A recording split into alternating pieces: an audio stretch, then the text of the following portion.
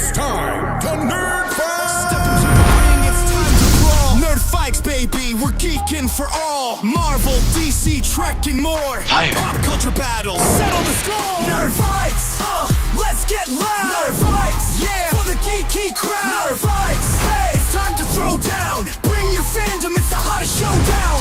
Who's got the takes? Who's got the heat? Mr. Know-It-All and Salty can't be beat.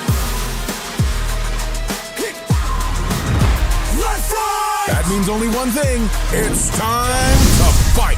Beat drops out with the final shot. Nerd fights. Let's fight! Hey, what's going on, everybody? Welcome, Nerd Fighters. I am Mr. Know-It-All, and of course, joining me is the captain of this starship, Salty Trekker. Sir, how are you today? I am present. Right?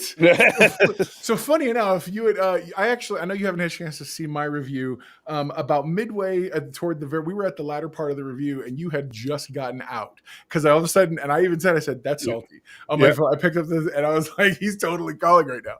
And so I just wanted you to know, you guest starred on my review with Mrs. Know-It-All of the movie, this excellent shining piece of cinema that the world, there's no argument about. Everyone has happy about, right?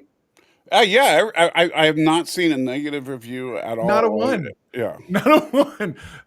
Every review has been fair. Every one of them has had nothing but sound and reasonable argumentation about why they believe what they believe. I got a comment on my shorts. It literally just goes dumb. And I was like, dude, really? If one word? And then he comes back with, well, I think that Harrison Ford's, a Trump impression. And I was like, well, look, first off, not everything has to do with modern politics and is a comment. Yeah, and I heard people say, the President Ross is just a stand-in for Trump. And I was, I'm nobody's fan of Donald Trump. No, copy. And so I was looking for it and I couldn't find it. Okay. It's not there. They were right. Because there's nothing about Ross that is Trump-esque except for the fact that they're both, I guess you would say, probably Republican. Right. Sure. So that's about right. He literally is. So if you know anything about the comic books, Ross has been that myopic, military-minded, whatever, forever. Right. And so and in fact, there was the Red Hulk storyline in the comics actually explores some things, which by the way, Red Hulk in the comics does indeed have a mustache. I think it's funny they didn't want to give him one here. Yeah. Well, that flashback where we saw him. Wasn't that great? Yeah. And he's sitting there shouting into the thing. I was like, oh my God. Now and I'll be completely honest. Look, guys, if Disney and particularly Marvel wanted to be as stupid woke as everybody thinks they are, then first of all, you give give Harrison Ford a spray tan.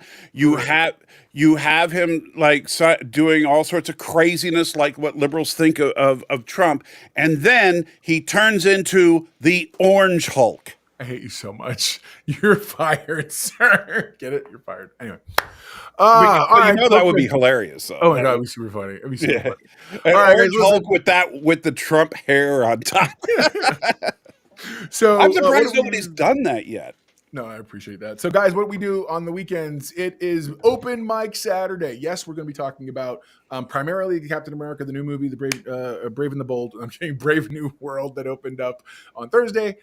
But for the most part, as we go, we are absolutely going to interject. We're going to jump in with your comments as you guys start commenting about stuff. And you really do run, or you're the third host, if you will, of the show on Saturdays. Wednesdays, while we do talk, or do talk to you guys, we generally come in with an agenda. We have stuff we want to cover, and we move on.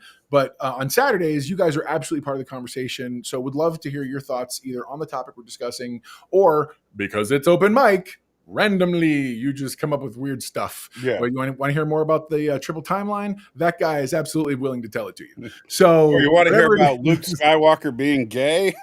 Bro, I just saw that. Did anybody else catch that? Oh, it blew. I was like, really? This is what we're doing? Yeah. So Mark Hamill, look, he's something, man. I'm not even going to insult him. The man is something. But here's the thing. This is why I get on people about separation. We talk separation of church and state. No, separation of actor and role. Bro, because Mark Hamill is not Luke Skywalker. Mark Hamill does whatever Mark Hamill likes to do. Luke Skywalker is the heroic character from the Star Wars saga. And those are two different people. And same thing with any character in any movie, assuming that the actor actually can act. Yeah, no, true. There's a Fair enough. caveat, right? That the actor is capable of pretending. Then and that's why, like, I've had people on my channel try to argue, for example, and if he's listening, he knows I'm talking about him. Is how John Hamm is an American hero because of the character of Don Draper, because he genuinely believes that John Hamm must be like Don Draper, right? And it's like then during that live stream, I actually looked up John Hamm, and it's like, hey, look, he's a Democrat. Hey, look, he was actually worked on the campaign for Hillary Clinton. All this stuff that Sure. But this person, well, that's like sitting here going, Alec Baldwin is not the uber right wing guy from 30 Rock. Right. Okay? He's not that guy. Trust. And the people are like, well, he's trying to be like that. Not at all. Yeah. These are actors playing roles. And for what they do, like, for example, Harrison Ford is a certified nutbag when it comes to his personal opinions on things. Oh, very much. He's perfectly willing, and this is absolutely true. He's perfectly willing and defends endangering the lives of other people by flying an airplane in a reckless manner. Oh my God, so much. Which he did do, right? However, all that aside, I care about how did he portray Thunderbolt Ross, not whether or not Harrison Ford is, on his Cessna going, get off my plane, Right? So, which, by the way, totally right. Marvel, what is wrong with you? Okay, so here's going to be my biggest complaint, all right? Why did we get so much? We talk about how horrible this movie is everywhere, right? So here's why this movie sucks, right? And why Marvel is like the dumbest company. Chilling here. So in part of this movie, we transport the scene from basically Washington, D.C. and Tokyo and stuff down to the Indian Ocean where the body Celestial Island. where the body of the Celestial is poking out of the water. Yeah, by the way, the hand in the head. Those of you playing at home who didn't realize, they absolutely finally addressed the Celestials after 9 it's a movies. big part of the story, actually. Very. So during that time, now Captain America and there's a scene. So Captain America and Falcon. No, those are not the same person. I'm sorry, critical drinker. I want to punch you in the face. Falcon and Captain America are two different characters, and they're both in this movie. Absolutely. Right. But anyway, so I kind of dig the new Falcon. By the way, we can talk about it later if you want, but I do like him. But Cap and Falcon are having a disagreement with President Ross on the aircraft carrier, right? And this is my absolutely biggest complaint about this movie, right? Sure. It's not necessarily the way the actors were, the way it was shot, or anything like that, but how much better, and I'm being 100% serious here, how much better would that scene have been if it took place on Air Force One on the way to the island, and then when they got there, they got the notification that our jets were approaching the Japanese fleet because of the whole thing we'll get into later, and and then Cap looks at the president and says, "Sir," and then he just looks at him and goes, "Get off my plane," and then they jump out and intercept. Bro, see, again, writing a better movie every time. That would have been so. Now, don't get me wrong. The way they did the scene was fine, but at the same time, Marvel does like to throw little, winks to the camera every once in a while, and that would have been an absolutely perfect one. Absolutely. Man. But yeah. So all right. So one of the things we want to do is let's talk about it. What are some of the things that because I actually the truth is I actually enjoyed the heck out of the movie. Yes. Do I think it's like the Paragon? It's great. It's this and that. No. What's the first thing you said to me when we finally got on the phone? I said it's about time we got a proper Marvel movie again. I agree. I agree 100%. And I even said, is it the best Marvel movie ever? No. But you know what? It's a good Marvel movie. Very, very. I That's think it's a very and serviceable that's Marvel all movie. it needed to be. Agreed. You know, I people are agree. saying, "Oh, this should have been, the most spectacular." I don't. You know what? No, not every Marvel movie is going to be Infinity War. Agreed. No, You it's know, not. And too many people. That's the thing. Too many people think that they want to treat because of the bad decisions of some other the previous CEO Chapek and making everything go to streaming fast. More content. That's all of a sudden like those are the end things. Listen, there was a whole bunch of time. Now I feel like everybody forgets that we have seen more good realistically than bad overall. Now, have some really bad decisions been made? Absolutely. Right. But at the same time, not every movie is going to reach the heights of Endgame. Mrs. Know-It-All on the review yesterday pointed out that it's not. It's one of those things where, as you go through these, yes, you're going to have ups and downs, ebbs and flows. And the example I gave on my review was Blue Beetle was a perfectly functional superhero movie. The problem was it came after the likes of everything in the MCU and everything else. It's like it's hard, so that's making it average. And I feel like but everyone was like, it sucked. It's the worst. No, it was really. I thought it was a fine superhero movie. Same thing with this. This was a fine superhero movie. I thought it set him up well, bro. The first time he got, I said, the first time he got capped when someone was like, "You go Capitana," blah blah blah. I was like, oh. Look, Yeah. he's being called Cap in the Wild. I liked it. I was like, do I think it's realistic? Right. I don't necessarily know. I think they should have. Well, keep in mind, somewhere he has to Cap, deal with Cap somebody. did say, and yes, I'll call him Cap because he is Captain America 100%, right now. 100%. But Cap even I first of all, I like the fact that he himself was having doubts through this movie Right. about taking on the mantle and legacy of Steve Rogers. And it wasn't until the cameo with Bucky that he kind of realized that no, he doesn't need to be Steve Rogers. He needs to be Captain America. Right, agreed. And which is never that. By the way, what I just said is never said in dialogue, but that's definitely the vibe that I got. Is that he realized at that point, yeah, he's not Steve Rogers. The one thing that it is like you've seen in the trailers, you're not Steve Rogers. But Yeah.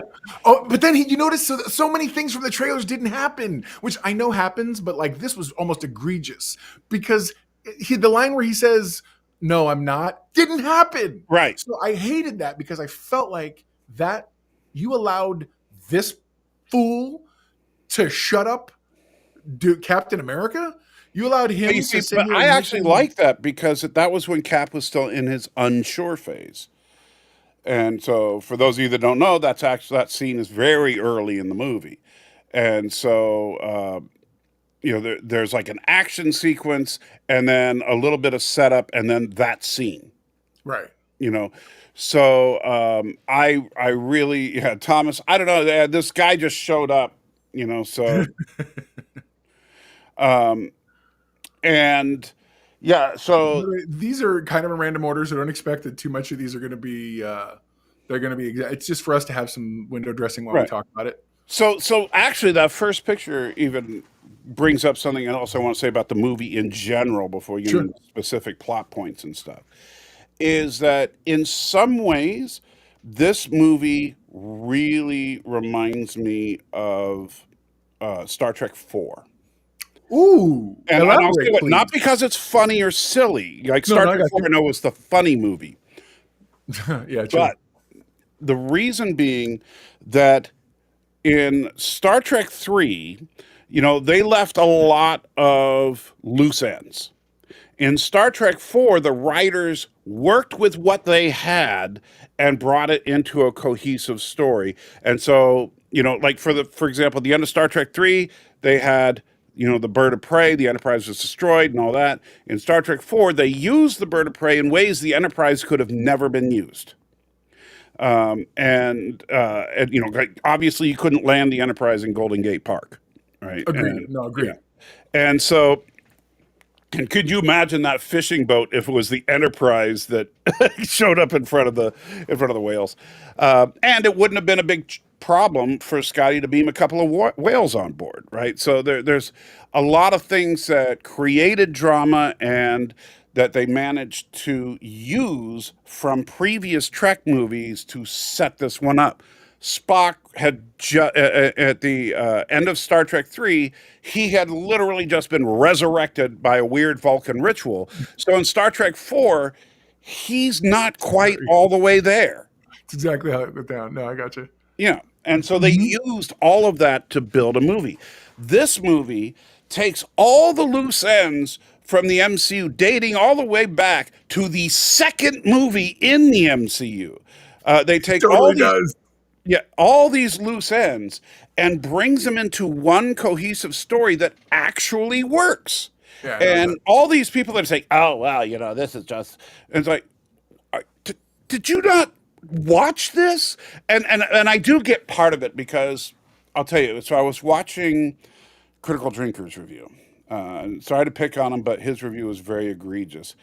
And I'm trying to remember what the plot point was, but it's one of those things that you're like, oh, you weren't paying attention.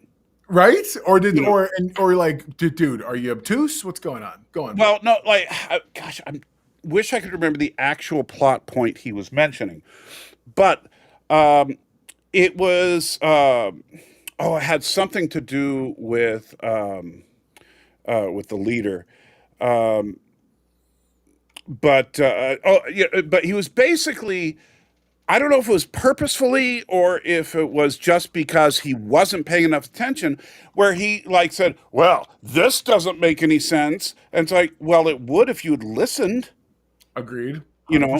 Would. Yeah, no, we're dead on. And so if you were sitting there on your phone answering texts, or, you know, maybe writing a script for your review because you're looking for things you can make fun of, you know, then sure. Maybe you didn't catch it, you know, like, and so like, again, the fact that he won't even call Sam Captain America. He calls it, just so you know. That's like last week. That's that thing you were talking about, like the J.J. Abrams thing. Yeah. It's like, dude, if you go, if how do I go into anything you're telling me objectively and trust that any of your opinions are in anyone's best interest other than your own? Because as film punditers, as part of the film punditry community, we have a responsibility to, at the very least, be like, look, my opinion on something is this. Right. Your mileage may vary, unless you're stoking an audience of hate and rage, because that clearly gets clicks. Whatever. Here's the thing. What's funny is I know several guys online who always go contrary, who are like, I love the movie. And I'm like, you punks, you only love it because everybody right now is like, a lot of folks are sitting here bashing it, because normally they're the opposite. And it's like, come on, man. Is that how we're doing this thing? I legit tell you my thoughts. Just like I know you do. And that's like, I've always been, and I've said it from day one, I've always been a Marvel fanboy. I've been collecting Marvel comics since before most of this audience has been born. Right on. So I've always been a Marvel guy, more than DC. Yes, Superman's the most iconic superhero ever, but the Fantastic Four are the greatest superhero team of all time. I don't care what anybody says. I will die on that hill. But when we get to these Marvel movies, so do I have a little bit of a bias? Sure, but okay, that's fair. But when I hear people like Critical Drinker, and here's another factual error he made. He got into what he called, now I got to admit, it was funny, at least part of it was funny. But so he basically was talking about the insanely diminutive size of President Ross's security chief. You're talking about Ruth? Whatever her name is. Is that the name of the character? The character's name is Sabra. Sabra's her. So she's tiny. Yeah. Right. She and so like super tiny. Yeah. And Critical Drinker made a couple of jokes about it, and I thought some of it was funny. And I don't mind throwing a little jab here and there, which is Critical Drinker's style. That's why I still watch his videos, because I think they're entertaining usually. It's just the problem is that when he's talking about something that I've seen and then I listen to his review of it, I'm like, dude, you did not watch the same movie. And that's happening more often than not, unfortunately. Or you almost hear like an obtuse, really, really like guys, really, we're gonna, yeah. No, I'm with you. It's rough. Go ahead. Like he'll say, why did this happen? don't know, right? That's one of his little cliches, which is fine when there's actual things missing. What I don't like, Don't know. yeah, yeah, you've heard him say that, haven't you? Absolutely, Yeah. absolutely. I just thought your version of it was hilarious. Yeah. Hey, what's up, creep? Welcome back. Welcome to the show. Yeah. So when he so if he says that about something that's in the movie, like for example, that he did not do this, but like let's say he said, "Why did President Ross become a Hulk?" Don't know, right? If he had said something like that, I would have been pissed, right? And because I expect him to at least try to be intellectually honest, even with his jokes. But Sure. back to what's her name again? Sabra. Sabra. So back to Sabra, who, by the way, I liked in this movie. And so just to make this clear, so he basically said, well, of course, Marvel had to get in their obligatory girl boss scene. So they inserted this woman. And so then he talks about, and okay, so Hold on real quick. Is that can we go back to all the Critical Drinker ones where Natasha is called the girl boss? I just want to make sure because I'm sure he's consistent. Yeah, he never does. Right? But, yeah. I'm sure that they're all consistent. The haters, I'm sure. No, of course. And so then, okay, this is where he threw the jokes in, and I did think it landed for a second, but then he drug it out a little too much, which is and it starts with a legitimate critique of Hollywood in general, right? But I do not think this critique applies to this film, where he talks about the fact, he goes, well, I've mentioned many times how I do not particularly care for when a woman can throw around guys that are twice their size, right? In his own movie, that was a thing. Right. And so here's what he said, and this is what really got me because it was funny. He goes, in this movie, that's literally true because she's so small, right? But the problem is, okay, so you weren't paying attention because the way that she fights them works. She's not throwing guys across the room. She's fighting very much the way that Black Widow fought in Iron Man 2, which, by the way, which I love that scene where she took out all those dudes in Iron Man 2 because she wasn't punching them and sending them flying across the room. She was using moves that you would see in like jujitsu or something like that, where she'd wrap herself around the person. And I don't care if you have a little 90-pound woman, which is probably what this girl weighs, right? But if you have a little 90-pound woman able to jump up and wrap her arms and legs around your neck and pull back, you are going down. I don't care if you're 6'4" and 400 pounds, that kind of weight put on your neck will pull you down. In fact, that's something I learned when I was in the Army, as far as how to take down people that are bigger than you. And the easiest way is to put a lot of pressure on a person's neck. Agreed. No person can stand when they have a lot of pressure being put on their neck. And that's exactly what she did. And I really liked it. And in fact, and the way that she moved, I mean, man, it almost reminded me of Yoda from Attack of the Clones. Totally. That's a great call. Yeah. She's totally Yoda-like. I genuinely enjoyed her. She had a hallway scene similar to Black Widow's. Absolutely. In this movie. With the guys, right? The soldiers. Sure. Now, her similarities to Black Widow. Now, some people will use as a thing to say, "Oh, it's cut," and a lot of complaints about this movie. Oh, they copied this from this movie or whatever, and it's like, again, were you listening to the dialogue? Because early on in this film, when they researched who this chick was, because they were suspicious that she might be a bad guy, they found out that she was a Black Widow. And so she would naturally fight with the same style as Black Widow. Absolutely. Right. Because she was a Black Widow. And it's like, as far as copying things from various Marvel movies, first of all, this is a Marvel movie. And it is a Marvel movie that's picking up a lot of lost threads and putting them together. So, of course, those things are from other movies. Yeah. Of course, the leader was actually hinted at in The Incredible Hulk, and some of us have been waiting for him to show up until now. But which finally he did, and I'm so glad they did not do the Marvel standard and kill him. Oh my gosh, yeah, totally. The fact that he's still around, I think, is very interesting. It's an interesting choice that I didn't expect. I totally expected him to die. Yeah, yeah. I figured that they were going to kill him, and I was like, "Oh, too bad," because I could see this version of Leader. I would like to see, like, what would he do if he could get access to Doctor Doom? Right. You know, and What did you think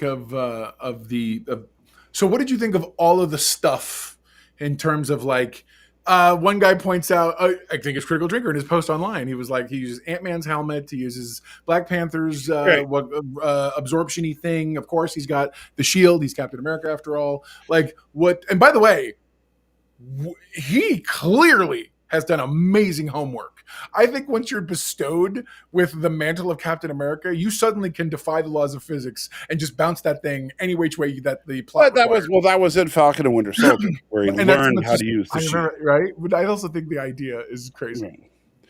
Right.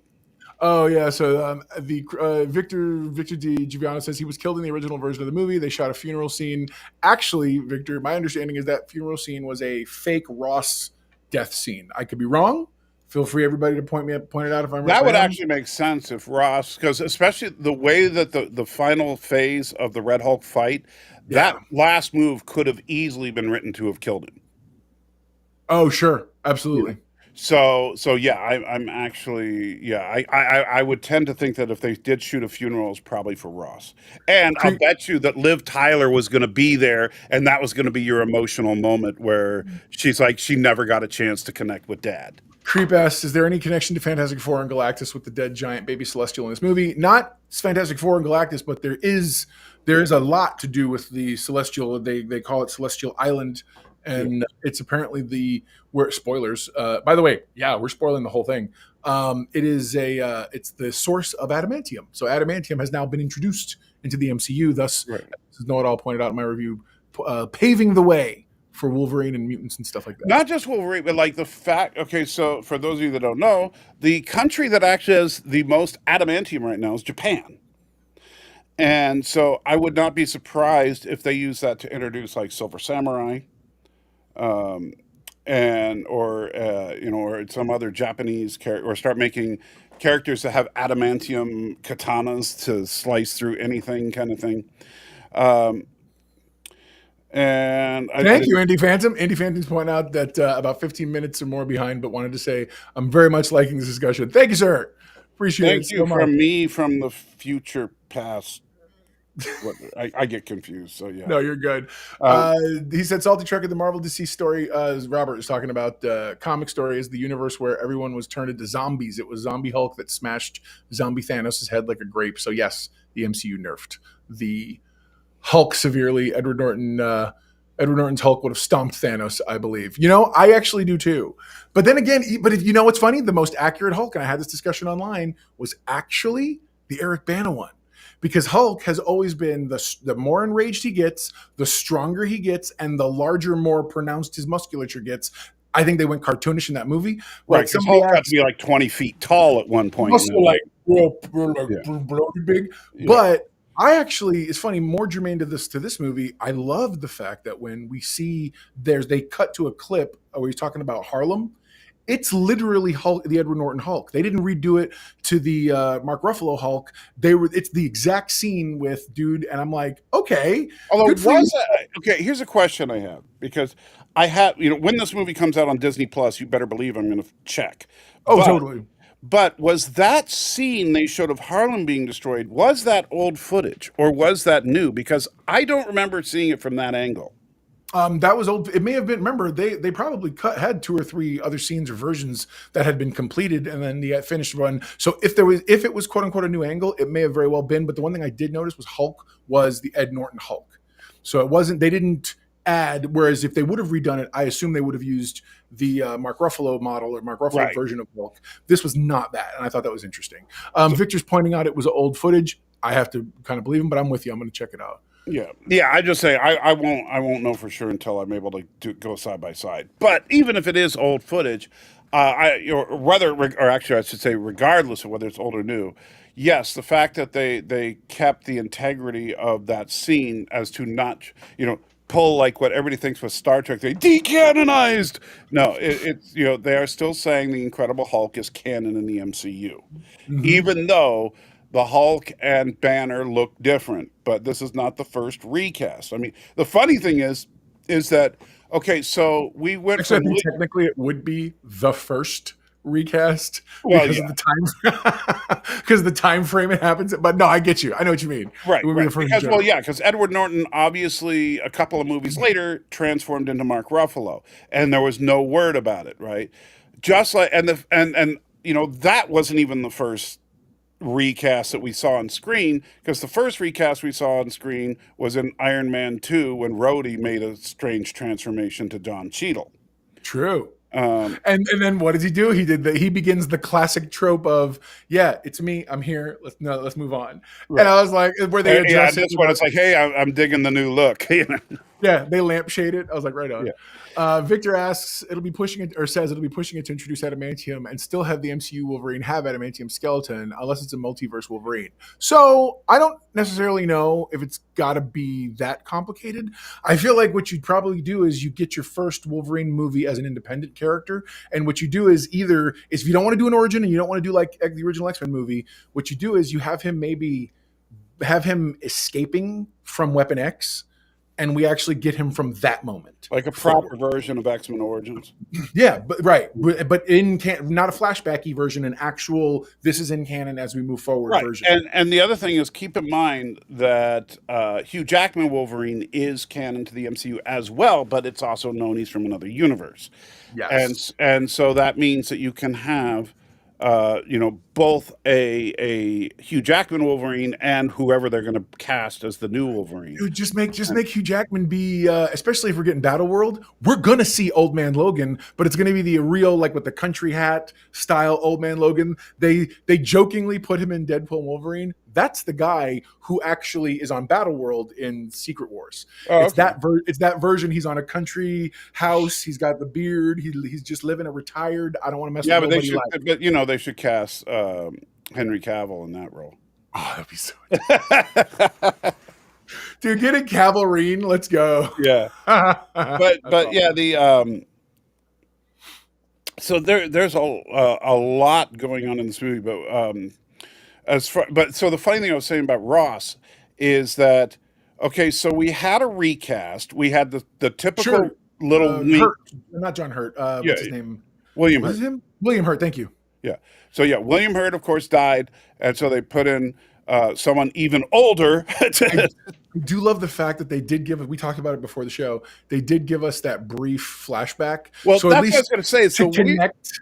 yeah, the weird thing is that William Hurt's Ross is canon still, of course, but we also have canon a flashback to that era with Harrison Ford playing the role. Hey, I'm gonna. Oh, sorry. Hang on. I'm gonna hit this real fast because I think I want you to address it. Robert asked, "Salty Trekker." I also found out the other day from here on YouTube that Bird of Prey 5 passed away last year. Do you know what the reason was? Do you keep in touch?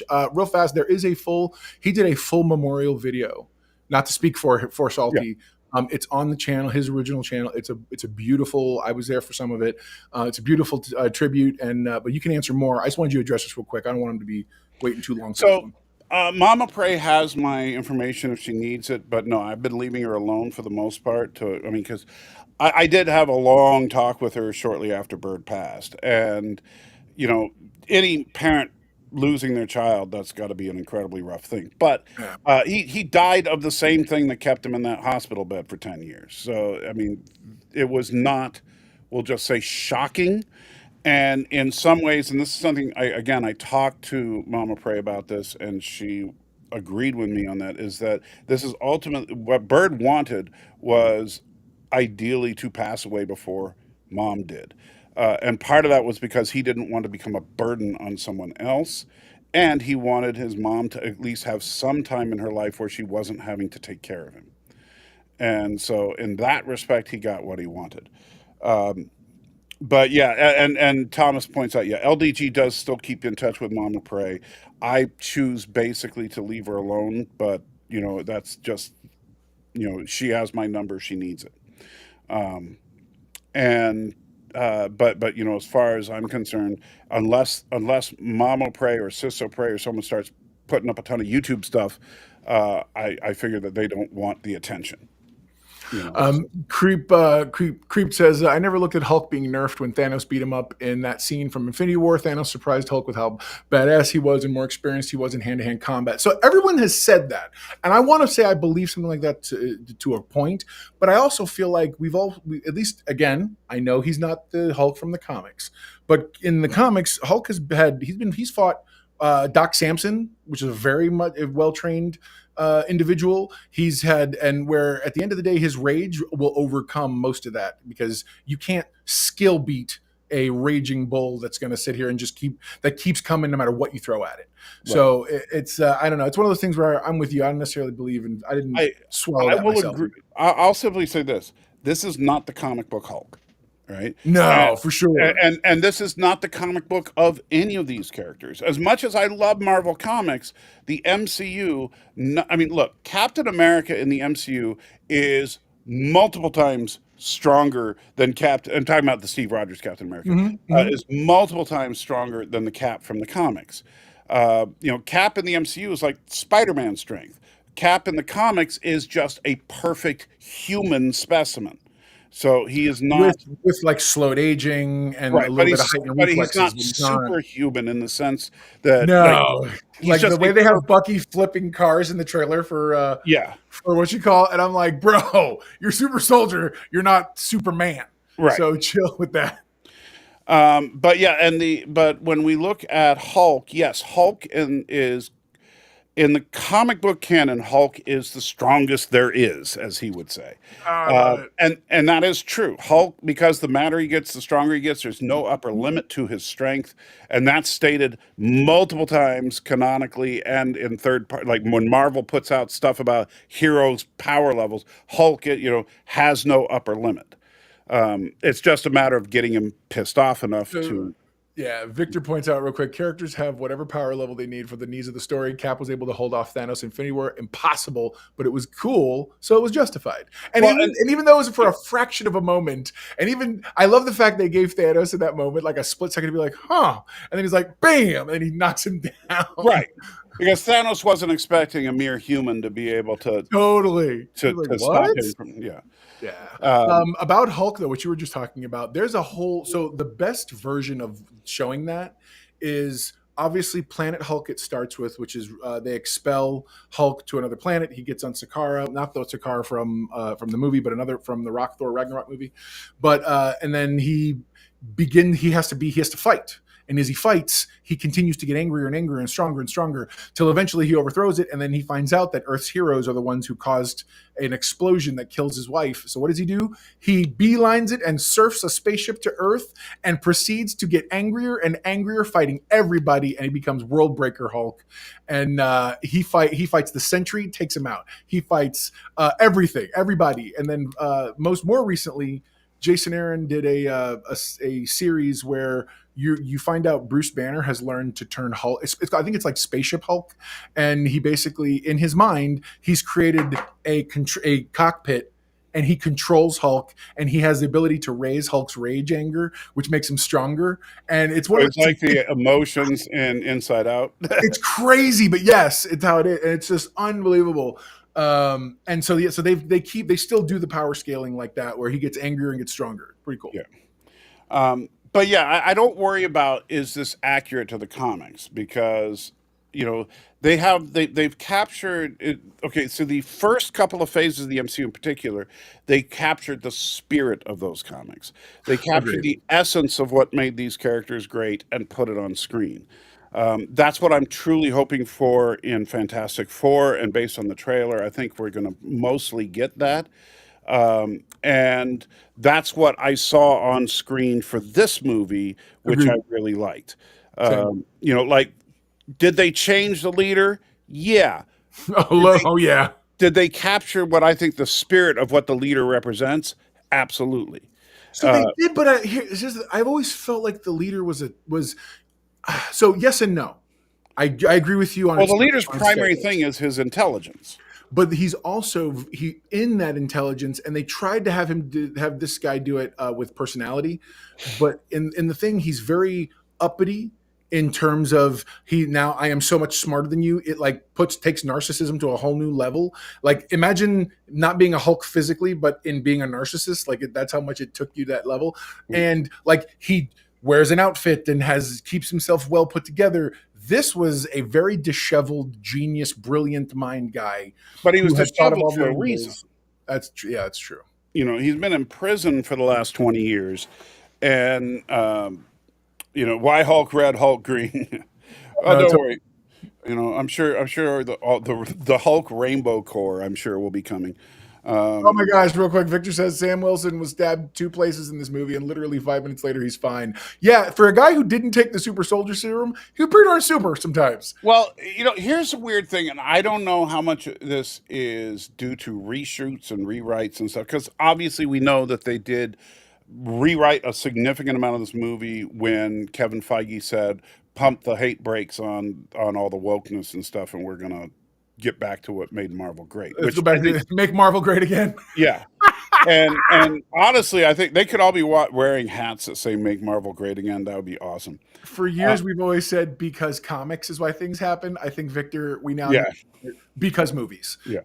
But here's what I'm saying. I don't know. I do think that this is due to some of the rewrites, because looking at the events and then thinking about the story and then thinking about the rewrites, here's what I think originally happened in the story.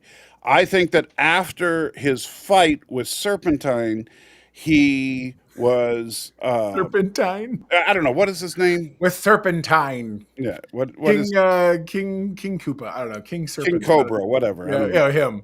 Yeah. Cobra Commander. No, Yeah. wrong Franklin, sorry. His Moff Gideon. So after creep. Mega, make Avengers great again. yes, I'm going to make they're going to be the best Avengers you've ever had. We're going to have Anthony Mackie leading it. He's great. He's the best Captain America. Trust me. Is what you're like, wait, what? No, go on. That was awesome, creep. I love the blacks. I know, that's right. Yes. With Anthony Mackie as the poster child. So That anyway. was awesome. Man, no, what was I? I know. I'm so sorry. We're talking. We keep throwing stuff off. You messed me up. No. We got to see. So we got to see more of Isaiah, and I love the fact that when they introduced Isaiah, they had a very heartfelt moment that I didn't. It's funny. I didn't see this as woke. I saw this as real. He says to him, he's like, I don't know, man, I have such a hard time seeing you wearing that outfit, working for this particular president, because he knows Ross and knows Ross's reputation. And he's like, I don't know if I agree, this and that. And he's like, someone like me wearing the outfit, I have to have hope. I feel like the reason why I see him as Captain America is because the character and the actor have genuinely embraced the Captain America-ness of it all. Yeah. He realizes I got to be a Captain America for everybody. And Isaiah was, that was a major theme of Isaiah's arc in Falcon and Winter Soldier. Yeah. Isaiah said in the Falcon and Winter Soldier, there ain't no way they're going to let a black man carry that shield, right? But then Sam got the shield, right? And now he's saying there ain't no way that a black man should work with that president, right? And that could be like the only line in there that might be hints of Donald Trump ism as far as the way that writers think. But even that I didn't think was out of character for anybody, because it made sense considering Ross. Yeah. But and so that's something, it's kind of funny because Sam knows he's Black Captain America, but he's got to be Captain America. Exactly. And I do love that. I love everything about that. Right. And I think that's something we need to, So Victor on my review put a really, really long, detailed, as he's wont to do, which by the way are always really thoughtful. He is a shining example and one of my proudest members of the Know It All Nation, because he always dropping the knowledge bombs. And one of the things he pointed out was, but as you go through the story of this movie, he remembers the last Captain America movie, the Winter Soldier. And remember that opening boat scene? It was impactful. It was really it was visceral the way some things were happening. And then you get to this one in this movie. And though it maybe wasn't as over the top, at least that was his argument, my feeling was it still showcased Sam doing Captain America stuff, having the SEAL team. He's like, "Oh, you guys are coming, this and that," and in a very Captain America fashion, going, "They'll catch up. I'm going to go in." And he goes in and he's fighting and he does his stuff. And it's like you sit here. The one thing that I keep coming back to is this is the same guy who had retired and was helping counsel guys who dealing with PTSD. And now he's back in the fray and he's fighting big, huge honking dudes. And it's like, oh, sorry, Stanley, we did start early. I actually didn't mean to schedule it for 3:00 their whatever time. It was a mistake. And we were like, I was available sooner. So we were like, let's jump in. So I apologize, sir. It's his fault. It is totally my fault. Yeah. Oh, now I remember what I was saying. We were talking about Cap getting stabbed a couple of times, and oh my gosh, 3. Yeah. So, okay. So here's what I think. I think that in the original story, after that fight, after Moff Gideon stabs him in the shoulder and the gut, right, and Moff Gideon. He's talking about Giancarlo Esposito, who's the guy who he plays. Like I can pronounce that name. I'm sorry. I'm not. Well, because everyone used to say Esposito, but I heard him in an interview say his name is Esposito, and I was like, right on, because he's I think he's either Cuban or Dominican. So and the amazing thing is, like a couple of years ago, he was homeless, and so I mean, like he is an insane rags to riches story. You should look him up. It's crazy, because he was, and think about it. Have you seen Sidewinder? His name is Sidewinder. Yeah, thank you. So, but yeah, think about it. Did you see him in anything before Mandalorian? The answer is no. Because no, he was in Breaking Bad. He was one of the villains in Breaking Bad. But you know what I'm saying? That's really for me where he got his. That's where I saw him when he got his start. But when was Breaking Bad? That was. Oh gosh, that was in the early to mid 2000s. I thought. 2008 was Breaking Bad. So yeah, and that was actually Robert, I think that was a. Go ahead. You finish. Sir, I'm interrupting you. So if I remember correctly, and because I saw him talk about it in an interview once, but it's been a while, is that basically he was homeless, and one of the producers of Breaking Bad saw him and like, oh, I want you in our show. And that's how he went from being homeless to now he's like in everything. And he has such gravitas and weight. Yeah. And he's great at playing a bad guy. That's the thing. So good. But anyway, so after that fight, I think in the original story, Steve was probably hospitalized for some time, and there was probably a part of this movie where Sam was healing from his injuries, and had to get back into it, and maybe get the inspirational moment from somebody that you need to pick the shield back up or something, and then get back into it. But then they did the rewrite, and they didn't have time for all that, for pacing and stuff. So instead, they retconned in through dialogue that he was wearing basically body armor. Yeah, his clothing is a Kevlar mesh, and it's one of the perks of being of the job. Right. And I'm like, oh, that really? Because when you see that axe hit him in the gut, that ain't no, right here where his kid and his blood and everything, man. And right. So I think that was a retcon they did in order to get rid of the recovering phase for him. Yeah, totally.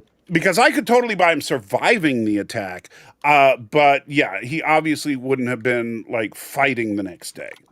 Real. And the funny thing is, and the only reason I say that is because keep in mind he had like a gauze and everything on his shoulder from the stab. Victor points out the movie did have a lot of ADR. There was some obvious ADR. I pointed that out to Mr. Know-It-All when we first talked. There's like one scene in particular at the beginning of the movie when Cap is with dwarf lady. What's her name again? Sabra, dwarf lady. And she's just at the top. She's just. Or no, it wasn't dwarf lady. It was Black Inside Girl. I can't remember what her name was. No, totally.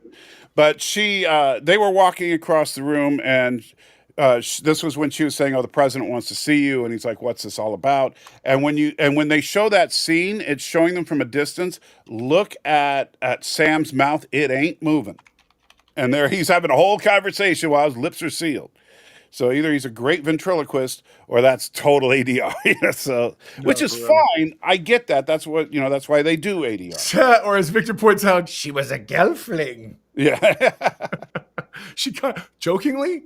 she could have totally played a live action Gelfling. Yeah, she could have. She has a very aquiline feature. But I hope I hope she's not a one-off. I hope we see her again. That's what Ms. Nodal said. We want to see her again. She's a fun character. I think she can, especially because it's funny. Everybody wants to joke, oh, you copy whatever.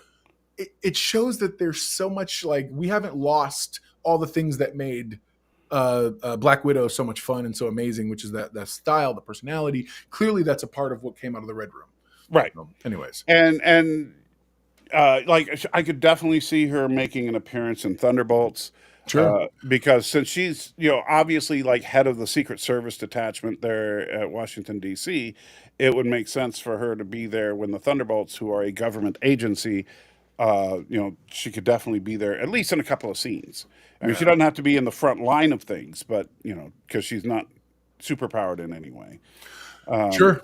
In spite of all the ADR, Victor points out, in spite of all the ADR, they did a really good job spackling together the reshoots. I agree. Only one moment really stood out for me, and that was at the very end when Sam Cap is giving his speech to Red Hulk, trying to get him to power down. He's getting real low. But when he's talking to him, it looks clearly like they lit him different. It's the same problem they had with Yelena at the end of Black Widow when she has to blow up that engine, and clearly that was a reshoot that was unbelievably bad. Mm-hmm. So the lighting was different and everything, and I was like, and that was let me point something out. The creep. Look, you have to understand, movie Kevlar is like deflector shields. Totally. Okay. Movie Kevlar is magical. I'm bruised. I got a bruise here on my side because he's like, really. And so the fact, because when you look at it's just a thin black fabric. It's not like, if you've ever seen an actual it's not bulletproof, a bullet resistant vest like the police wear. That stuff is thick, heavy, and not that flexible. Victor asked the question, how can they explain naming superhero group after the shamed president? I think that's probably why we have the asterisks. I think we're going to learn that. Right. I think it's because, remember, they even show in the trailer, it's, oh gosh, I can't. Thunderbolts is after Yelena's childhood like softball team or something when she was in America. No, I think something along those lines. It's something stupid like that. I think Red Guardian wants to call it the Thunderbolts because he's a big fan of Thaddeus Ross. Oh my God, really? I can't even I haven't thought about that. That's crazy. Because he's the only one we can call us the Thunderbolts, and maybe in honor, like they could see, like, hey, the president stepped down with a great guy. Let's name us. And that's why, like, especially, like, think about it. Now that we know Bucky is in politics, when Bucky's like, we can't use that name, right? What's Bucky think? He's thinking of the political ramifications. Absolutely. Robert asked, Salty Tracker, will future wars be fought with Tesla robots, though? So this question's relevant because, again, it is absolutely Open Mic Saturday. I think so. Oh, you mean future wars in the real world or in Marvel? No, real world. Right? No kidding. In the real world. Well, the problem is that Tesla robots then will end up like walking in the wrong direction and into walls and, maybe running over kids every now and then. So probably not a good idea. Agreed. I absolutely agree with that. That was obviously a slight about the Tesla autopilot problems. But no, I hope not. Because look, in a world, don't get me wrong. Can you make all the arguments about why a robotic soldier would be superior, and you'd be 100% right, and you'd also be 100% setting up the Terminator? Stanley asked, do we really need humanoid robots? I don't know. Ask Boston Dynamics. Do we really need, tell those idiots, stop it. What about Asmo, the Honda robot, right? Oh, dude. That thing, that was like from 2001, Yeah. And so, and by the way, there's a new line of Honda EVs coming, and it's they use the Asmo AI system for the infotainment. Oh Lord, stop it! But yeah, so I do not want to see. I don't want to see independent robotic drones. I do not want to see. The words independent should never be. Right. Autonomous. Victor asks, why don't we make robots out of felt? That would make them so much easier to defeat when an army of them go rogue. Right. But see, that's the problem. If it's the minute you make an army And that's what I'm like. And this makes me a little nervous. Don't get me wrong. I'm not a conspiracy theorist, but I could very easily see, since Elon Musk is now like the president's right hand man. Oh. Man, tell me this doesn't sound like a movie here. Stanley said the humanoid robots are so they can use all the infrastructure we've already built for humans. Yes. That's smart. It's funny. Oh, I'm not saying there's a million I smart. hadn't even thought of that. Yeah, there's a million smart reasons to use robots and even humanoid robots. But think about it. Tell me this doesn't sound like a movie to you. It's Eccentric terrible. billionaire businessman who's developing robots becomes best friends with the president of the United States. Talks Hold him on. talks him Are you talking into about George Soros? yeah. My point is, yeah, billionaires have been getting involved where they shouldn't for a long I know. time. No, I'm not. This is not an indictment of Trump. I'm just saying. No. I understand. But so he becomes crazy billionaires. Becomes best friend with the president, convinces the president to replace the army with robots because it'll cost less money. Plus, it'll make him even more billions, but it'll cost less money. Robots are tougher, more efficient. Humanoid robots can use human infrastructure, like you just pointed out. All these great reasons to replace the United States Army with robots made by Tesla, and then evil billionaire turns out to be evil and decides to take over the country with his army of robots. That sounds legit. Also, watch Ex Machina if you really want to know. Same idea. Yeah. A billionaire who goes off and does his own thing. And Yeah, billionaires should not be making robots. I'm sorry. Look, I don't mind Teslas. I won't own one, but only because. And this has nothing to do with Elon Musk. The company Tesla has a philosophical difference with me. They want to put me out of business, and so I will not support. Oh, that. that's right. That's right. Because they want to. I won't support a company that is actively trying to take my job. Hold on, that's not true. They're actively trying to replace the driver. You go buy yourself, and you can buy it. Oh, shut up! That is buy you a Tesla taxi and let it go. I can't. You know what? And they're going to and you think the Tesla cab, especially since the Tesla cab or RoboCab or whatever it's called, cyber cab, is it's going to be a money making proposition, which means they ain't going to be cheap. Victor says Skynet. I mean, Starlink is live. Exactly. See, he's got a satellite network. He's got autonomous cars. He's got robots. Can nobody see that this is a supervillain in the making here? I'm like, and you're just going, man. And they just keep on. They're like, look, he sends rockets up. I'm like, how many satellites do we need? Yeah. Stop it. So he's taking over Mars. Daniel points out, as long as I don't have to see girl robots from Mars, and he does three little, it looks like boob emojis. Yeah, I remember from Star Trek 5. Total Recall. Oh, Total Recall. Yeah, Total Recall. So, yeah, so he is. I mean, I'm sorry. I always thought Elon Musk was kind of a James Bond villain, but now, no, he's graduated to straight up supervillain now. For real. He's got an army of robots. Autonomous cars, a satellite network, and is trying to populate Mars. He is a supervillain. He's the giant, like, laser arm that's very stereotypical, like Marvin the Martian. But it's Elon Musk. We will destroy the Earth. You're like, wait a minute. The Tesla converter. Someone has stolen the Tesla converter. Yeah. That's awesome. All right, back to the movie. So hold on. So here's this entire setup that they give us about Celestial Island. The leader is clearly organizing all kinds of like stuff to go down. The problem is the leader in the comics may have inspired characters and villains. We've seen that story is the problem. We've seen the story of the supercomputer or the super genius who makes things happen. And so it didn't like... I kept telling Mrs. Know-It-All, my problem with the movie, if there's any problem for me, was that I felt like everything was getting telegraphed. Then I saw a guy post online, it's because they were so forced to show us Red Hulk.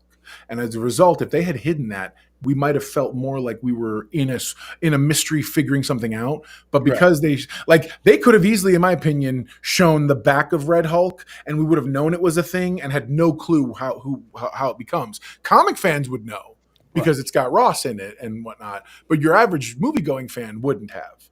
So because that reveal happened, I mean, what do you do?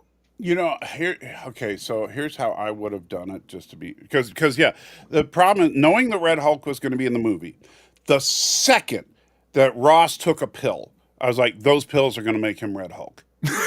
Oh, see, and I was thinking those pills are stopping him from becoming Red Hulk, and something's going to happen that he's not going to have them. Yeah. But then you're right; it makes more sense the other way. So yeah. Yeah. But here's how I would have, and this is I'm not saying anything that Marvel hasn't done. Mrs. Know-it-all poked her head and she goes, "I thought the same thing." So I'm not suggesting anything that Marvel has not actually done in the past. Okay. Agreed. But a very, very simple fix for this. In the trailers, you have Cap fighting Green Hulk. That would wow. And so okay. And so that way, people still thought there would have been a big old showdown, but they never would have thought that Ross was going to turn into the Hulk. Dinner Bells asked, so the leader is basically the best statistician in the MCU. Yes. That's exactly right. It's exactly right. Yeah, I wish I could disagree with you and be like, no, that's it. Yeah, and in fact, he predicts almost everything, and even when like something went not according to his plan, he even said, "Dang, I had an 87% chance that was going to work." So even when something someone confronts him late, well, I guess we're spoiling, so it doesn't really matter. But yeah, when Cap comes to Robert, real quick, points out the Red Hulk, the angrier he gets, the hotter he gets. And you know what? I thought he looked rather nice in those jeans. Just saying. What? Yeah, they didn't play into that, Robert, but they did definitely show that he was generating heat. But that was not a major factor of the Red Hulk. Basically what you see in the trailers is all you see of his heat generation. Yeah, no, it's true. Red Hulk is bringing a lot of people to this film, lots of people to see this film. I agree. Right, and I get that, but but I'm saying, like, I think a lot of people would have come to see Falcon fight Green Hulk, because then people would be like, "Whose side are you on?" And what you could have done was, like, in the poster where you have the fist coming down, right? You have it so that the fist is green, or like, say the fist is punching through flames, so you can't really see the color of the fist as well, and so you try to hide it. Trying to really hide, no, for sure. Yeah. I think it would be cool. Yeah. So, but if you hid that fact, you wouldn't have known about the pills. The other thing is, unfortunately, and this is a problem with modern fandom, and something I really hate with the modern fandom, is that people, especially the negative naysayers out there, are constantly looking for things to find out about the movie and then basically say how stupid it sounds, whatever it may be, Yeah. So like people say, "Oh, I can't believe they're bringing the leader back," or something like that. And the problem is that now everybody knows the leader is going to be in it. If you didn't know that Stearns was going to be in this movie, how would you have felt when they first showed him? My problem was I honestly, I would have been more excited if I didn't know. Yeah. I feel like having him be and the other thing is, it was weird to constantly have him in the shadows. There were very strange choices that they made from a creative place, hoping to set up a little bit of mystique, a little bit of mystery, a little bit of something, and it just doesn't quite work right. Right. Again, I don't hate the movie. I actually had a really, really good time with it, and I am very much of the mind, don't listen to any critic out there who says they absolutely hate it, or any critic like us who says we absolutely loved it. You go see it. See it yourselves. Come up with your own opinions. And I'm telling you, I feel like you may find that, hey, I found something I did like, or I found some whatever. Go in maybe with low expectations, and maybe that's why I enjoyed it so much. I wasn't super like diehard, like it's gonna be the best or it's gonna suck. So I don't know. What's up, Aravic? Hey, Aravic, how you doing? So yeah, I think that yes, does this leader look different? Yeah, but I was fine with it, except that you were talking about the way they lit it, and we talked about this a little bit the other day, is there's only one scene in the entire movie, and that's when the leader turns himself in at the end and they tackle him. That's the only time you see the top of his head, and you realize that all the pustules all over his head are forming a giant brain. Up until that point, he just looks like a guy with a really bad skin condition. That's true. Yeah. And so, unfortunately, like they should have exploited. Like, in fact, I think the first thing we should have seen of him was a top-down shot, just looking at his head. That's super smart. Look at you. And You got so, the makings of a director, sir. because yeah, from the top, he looked like one of the Triskelion brain creatures. Yeah, I can believe that. And so I think that would have been a lot more effective if we got to see the right off the bat. No, this is a giant brain here. But even what's funny is I would have preferred a green skin Triskelion guy, like of that look they did. I would have loved that. Loved it. I thought it would have been a really good representation. There's right now floating new concept art for an early version before what's his name before Kevin Feige came in and changed some things that had him in like a brown jacket, a nice looking supervillainy shirt, and his head with hair and everything, but like big, almost, but a little flat like Frankenstein-y. And I remember I was like, okay, I get it. All right, best comment of the day right here. Sorry, go ahead. Were we doing something? Go ahead, put it on.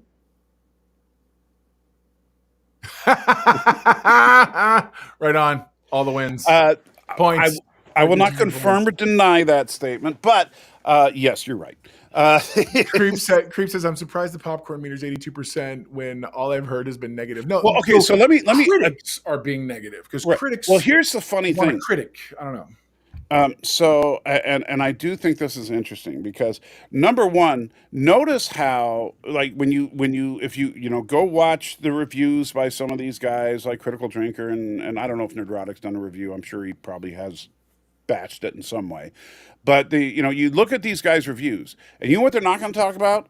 They're not going to talk about that popcorn meter. Instead, they're going to just say, "Oh, it's." Why do you think I have it right down there? I want to make sure everybody. They're going to say they might point out the 52% on the tomato meter, and they're going to talk about how much it sucks and how horrible it is. But you know what they also do? Whenever you see something that has a high critic score and a low audience score, man, do they point that out. They're all over it about how, the system is rigged, blah, blah, blah. But what this really tells you, if you look at that tomato meter, what this is telling you is that people who are paid to give their opinion on movies are saying bad things. What does that tell you? Yeah. I'm not. I mean, it's a good fun. I'm like, right on, bro. I could totally. I think if Nerdrotic said that, I would not be surprised, and that I think is totally offensive, because even though it's like they may, first of all, and Nerdrotic, of course. Sorry, Joe. I'm sorry. Yeah. I'm trying to keep us on task. You're right. You're absolutely right. By the way, about what I know exactly what you're about to say. Yeah, Sinestro. He does look a lot like Sinestro in the comics. That's green face. But yeah, he's got that like tall, pointy. Yeah, and it's very Sinestro-y. That's a great call. Oh my god, it would have been great to get Steve. What's his name? Strong. Oh yeah, Mark Strong. Oh, get him because he can't be Sinestro anymore. So it's like, but he can't be the leader because this guy was the leader 20 years ago, so we can't recast him now. True story. We've never recasted anybody, especially from that movie, considering there are two characters from that movie that have been recasted. Betty Ross is in there. I love that and they have Liv Tyler, which, by the way, I don't know if it's a good use or not of that cameo. I know that she had a phone call. I think it would have been better. I think it would have been better if they hadn't mentioned Betty 75 times throughout the movie. Well, they were trying to give Ross a reason why he's trying to. I think they were trying to justify the personality difference between William Hurt and Harrison Ford. I get that, but and I know, like, one of the big things, if there's any mystery to this movie, and unfortunately again spoiled by the trailers with Red Hulk, is the question: is Ross good or bad? That's really the biggest mystery of this movie, because we've only seen Ross as a total naysayer throughout the. Get it? See what I did there? With naysayer, because naysayer is the politically correct term. Anyway, so Ross has always been a naysayer. I love that. He's always, and he's one of those characters you love to hate. And even though two other people have played him in the past, keep in mind he's already been recast once. Yeah, no, for sure. Victor so was I, by the way. Victor said he thought she was going to show up in the garden and talk Red Hulk. I was kind of expecting that too. Same. I would have thought the minute it went down, she would be beelining it because she's the one who has talked Bruce down before. Right. So in her mind, she could have been the one to walk out there and be like, whoa, hold on. See, and again, okay, here comes the salty rewrite of that scene a little bit. Go for it. I think that having Falcon go down in the Indian Sea was fine. I think they played up his injuries too much. I wasn't sure if they were parallel. I felt like they were paralleling. Remember Like Rhodey? Sam's original? No, remember Sam's original story to Steve about Oh, why where he he's because his wing got ripped off. right, where he lost his wingman or whatever. And I was like, oh, and now he's like, oh my god, my wingman. And they're like, we're going to rescue him. It's okay. Yeah. And Stan, yes. Well, I'll talk about Harrison Ford in just a minute, but let me finish this thought. So instead of having him like injured and on the brink of death, because nobody thought he was going to die, right? You didn't think he was going to die, did you? Yeah, nobody thought he was going to die. So instead, yeah, you have him go down, but then afterwards you find out he's fine, and you could even have a scene where he's bitching about the fact that he still doesn't have a Wakandan flight suit because they pulled out a spare regular Falcon suit for him, and awesome. Which would that would be so in character for him, right? So then Red Hulk starts, right? And when Red Hulk starts, Cap and Falcon are getting ready to go, and then Cap says, "Hold on, Falcon," or you would call him by his name, but I can't remember his name. But he goes, "Hold on, I got something for you," and he's like, "But Cap, we gotta you listen to me, listen to who I am." This is what you got to do. And then you cut back to Red Hulk and blah, blah, blah, blah, blah. And then Cap shows up. We get fight. And then Falcon flies in with Betty. Oh, see? So smart. That would have been dope. And so that I think would have been Feige, free help, buddy. Yeah. Heck, just give us a little bit. Invite us out to the premieres. That's the funny thing. Like give us some street cred. I'll be a shill. I'm down to shill. Listen, I don't care if it's Kevin Feige, if it's Alex Kurtzman, if it's Kathleen Kent. Look, we will work for any of you. Absolutely will. I will happily start singing the praises of the Acolyte. I have no shame. I don't know if I can go that far. But... No, it's like, I don't know, man. She-Hulk, big winner. Let's go. I actually liked She-Hulk, but I didn't love it, but I did like it. Oh my God, Victor's dead right. Ford was the best part of the movie. Okay, so yeah, that's what I want to talk about. So okay, go. He didn't feel like Ross. He was President Harrison Ford. And my wife and I said on the review yesterday, how many times have we seen Harrison Ford play a president? This was that guy. I still think he was playing Ross. Even though I get what you're saying, and that's because Ford has a certain presence because he's Harrison Ford, right? Sure. Most people in this generation have grown up with Harrison Ford, right? Sure. Yeah. Being this kind of a gruff guy. Yeah, and now he's incredibly grizzled, right? That's like, very. I swear, he's on his verge to being what's his name, Sam Elliott. Clint Eastwood. He's not Sam Elliott. What's his name? Yeah, Sam Elliott. Yeah, he's on his verge to being that guy. Yeah.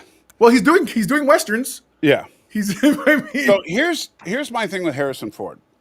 I think Harrison Ford is a good actor, but I think that I don't know if this is a choice of his agents, or just the people that are looking to hire him, but everybody wants him to play an action hero.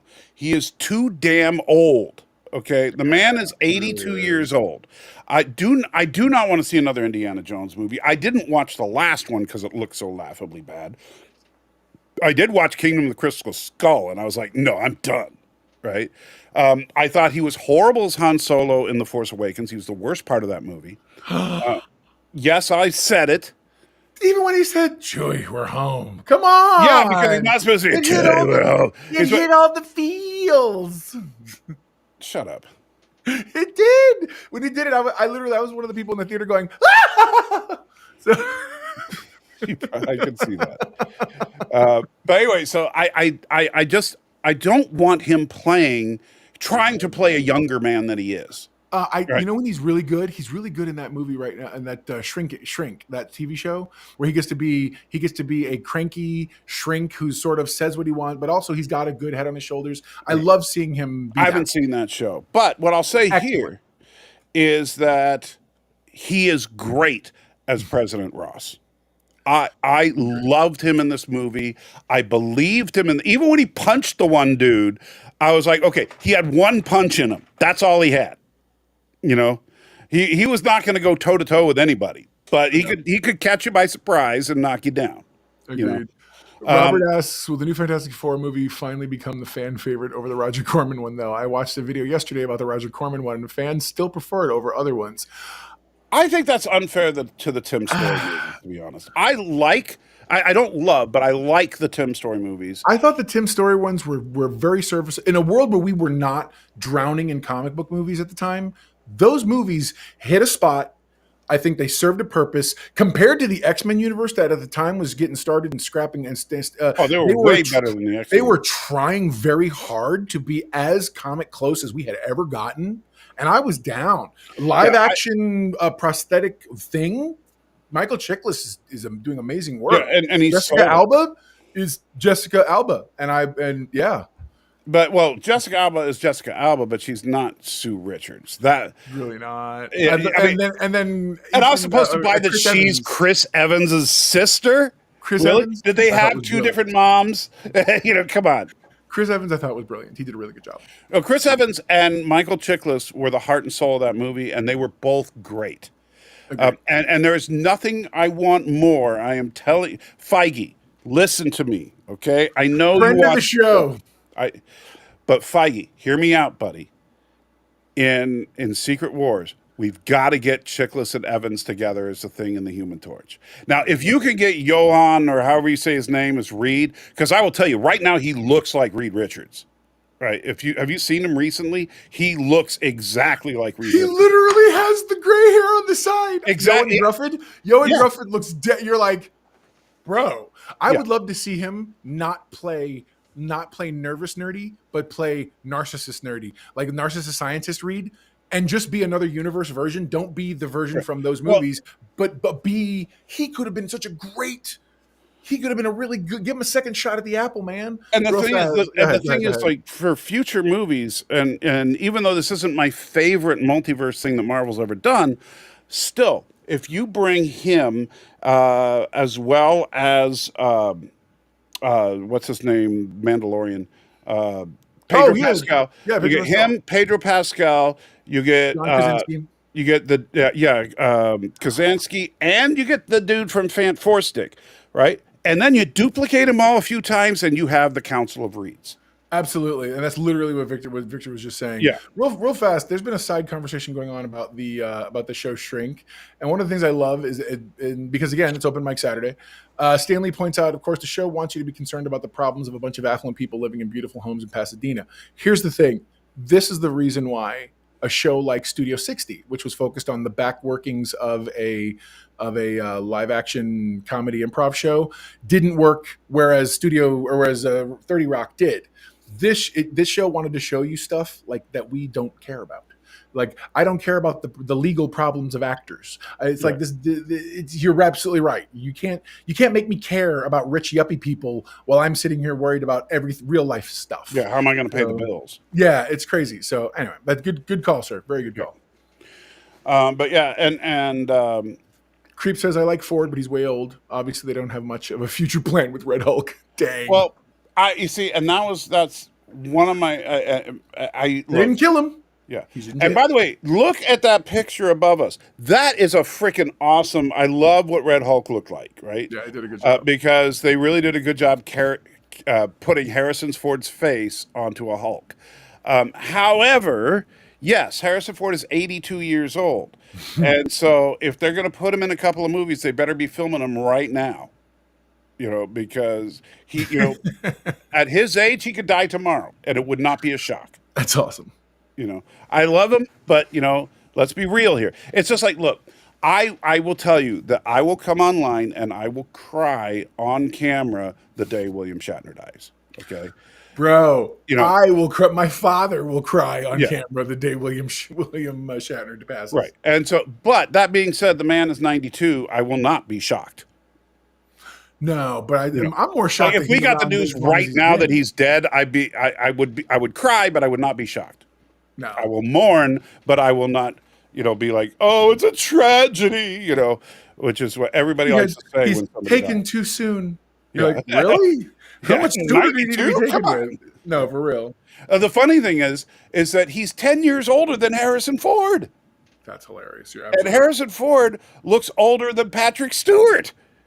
And Patrick Stewart is, granted, about Harrison Ford's age, but at the same time, he looks like he's about 350 years old. Yeah. You know, it looks like you know what Patrick Stewart. I don't. Pat, if they talk, I don't care if they offer you $1 billion. Do not do a Picard season 4. All right, I'm done with that role. No, but I would love to see. I would love it if they did some similar stuff to what they did in TNG. Have maybe somebody in Starfleet Academy in the future one have to like reference something and bring up a hologram of an old and have him have a brief conversation. I think those kind of things, if their actor's still alive, that's kind of fun. Here's the funny thing, because Starfleet Academy is in the 32nd century, right? So you bring up you go, computer, create a hologram of Jean-Luc Picard as if he was still alive today. I love it. Oh my gosh. Patrick Stewart looked 80 in TNG. Funny enough, I thought that too when I was younger and saw it originally. I thought he was like 60. Until I've seen it now compared to Picard, and Yeah, now they show so much footage. Well, that's like in Discovery when they briefly showed that race, and you're like, look how young dude is. He may have the bald head, and everyone thought he was older looking. It's smooth here. Right. Like he's just an older statesman Well, guy. and he didn't look like right now. It looks like somebody took a suction hose and stuck it in the back of his neck and just drained everything from under his You're a skin. bad person. You are a bad person. Why? sir. Because I'm being accurate? Victor says William Shatner's voice is still exactly the same. Stewart and Ford have quavery voices now. Oh, that's awesome. That's what I said. You didn't know me. Shatner sounds like when people used to do impressions of him. Now. Yeah, that is true. Shatner sounds like an impersonation of Shatner, but he doesn't sound like a 90-year-old impersonator. No, he doesn't sound like no, for real, he doesn't. No, but I said this, and I didn't know you at the time, but years ago when Picard first premiered, I said every single line Patrick Stewart said, it sounded like he was gasping for his last breath. Especially when he tried to like do that thing that he used to do when he would suddenly put on a commanding voice, and you're like, and it's like it's not the same. Sorry. Yeah. So yeah, the please, Patrick Stewart, buddy, retire. For real. Let Picard die with dignity. Well, that's a little too late for that, but just let him die. Well, now he's apparently a robot who will age. Well, but it looked like they were propping up a corpse for all 3 seasons. I mean, come on. They did. That's what they stole. Yeah. That's what they stole the corpse from that one Daystrom Institute. Okay, Daniel, you are no longer allowed to be on this channel ever. Salty's banning people. Stop it. Yeah. Let Picard die with dignity. Again. That's what Victor said. God, Victor, I'm gonna get a T-shirt made. Victor DiGiorno is one of my favorites. Dude. People are gonna be like, I literally just called you Victor DiGiorno, by the way. Victor DiGiovanni. Victor DiGiorno. Wow, DiGiorno, huh? Oh, no. Heir to the DiGiorno fortune? Yes, that's right. Friend of the show, Victor DiGiorno. They need to have a NERDFIGHTS DiGiorno pizza. Like We totally brought to you by... Yeah. You design one half, I design the other. He said he'll add that to his... Data's died so many times. Victor said he'll add that to his... Well, shoot, Brent Spiner's paid, 73 characters now on Star Trek? Versions. And they're all related to the same guy? I'm so done. Soon just clones of himself, because there's no way that everybody in his family tree looked exactly the same. Agreed. Like they got some hellified genes in that family. You want to go, why has your family been cloning each other? Because literally that's all you've been doing. You've been cloning each other. There's no way in life you haven't been cloning. That family should be guilty of cloning. Well, it's like every generation. This is my wife's sister. Oh my gosh, that's crazy. Which, of course, that means that by the time we get to the TNG area, he should look like the leader. That's funny. You gotta stop. Oh my gosh. I tell you what, this has been. So again, what are some of our the ultimate resolution of the whole thing? Ross goes to jail. Getting back to this for a brief second. Ross goes to jail, but not to jail him as much as while they figure out how to get him to stop changing while they're dealing with this situation. And he voluntarily, what did you say? It's good to see a politician take full responsibility for his stuff. I said that's what I'm looking for breaking the law. here. The text, you sent it to me. was great. It was really good. Okay, yeah. Literally- I said so. This is. I literally texted this while the credits were rolling at the movie theater. I said, "So, waiting for the post-credit scene. Overall, I liked it, but the most unrealistic thing ever in the history of film that the president would accept responsibility for the laws he broke." And that's why I wanted to point out, no, he did not. He was not just, as far as I understood, he wasn't just sitting in jail passively while they tried to figure out to fix the Red Hulk.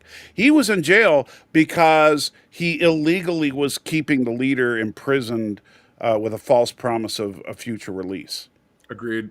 And my so God, what if they're doing the same thing to him? Yeah. Ooh. Yeah. We'll let you go if we figure out a way to cure the Red Hulk. Guys, don't cure the Red Hulk. You know? No, don't for sure. Yeah, we need the Red Hulk back. I want to see the Red Hulk fight. You know what I could see, and again, who knows with the way they do trailers at Marvel, but what if Red Guardian's little outburst about we should be the Thunderbolts? What if that's because they reach out to what's her name from Seinfeld and get her? Hold on. Did you just say what's her name from Seinfeld? Yeah. Sorry, Julia Louis-Dreyfus. I can Valentina. Yeah, Mrs. Know-It-All remembered that. I didn't. Yeah, Miss She DiGiorno. totally wins. She's Miss DiGiorno. Victor's wife. Yeah, totally Victor's wife. Valentina. She's Victoria DiGiorno. Valentina Di Giovanni DiGiorno. Got it. Yeah. Anyway, but honestly, what if they, okay, so Bucky's on the team, right? Bucky, I think he's organizing the team. Right, but what he's involved. No, for sure. And he's obviously got connections all throughout Washington. Yeah, because he's a senator, he's running for Congress as a congressman. Yeah, so he reaches out to Valentino or to other people, and in fact, this could be an excuse to bring in the Lollipop Guild. What's her name? I can't remember her name, but you know what I'm talking about. You're talking about Sabra again? Yeah, the Lollipop Guild. So that's right. He calls her. Where's Darren when I need him so he can point out the hypocrisy? Because I'm doing it in the spirit of fun. Totally. As opposed to a spirit of hate. But anyway, so he calls her up and then says, I need a favor. And then next thing you know, they're literally pushing Harrison Ford out of the back of an airplane and crashes on the ground, becomes Red Hulk to fight Sentry. Shut up. I hate you so much. And that's what do that. I'm done. So Red Hulk jumps, and we saw Red Hulk do his full leap, which was actually pretty badass. But we saw Red Hulk do a full Hulk leap in this movie, a couple of them.